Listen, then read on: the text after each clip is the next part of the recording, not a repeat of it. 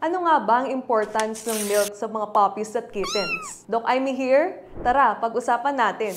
Ang milk ay merong essential nutrients para sa kanilang proper growth and strong immunity. Pero tandaan natin na some pets have lactose intolerant, leading to vomiting and diarrhea. Ang safe na milk para sa kanila ay yung galing sa mother nila at mga milk replacer specially formulated for pets. Ang PetMara ay merong milky wet food variants na may carefully selected, highly digestible proteins at may lactose content very close to the mother's milk. Softer din ang texture nito kaya mas madali siyang nguyain. It has active ingredients na makakatulong para magkaroon si fur baby ng strong bones, healthy gut, at strong immunity. Para sa tamang paglaki at nutrition ni baby, try giving PetMara Milky Wet Food variants at kibbles para healthy si baby araw-araw!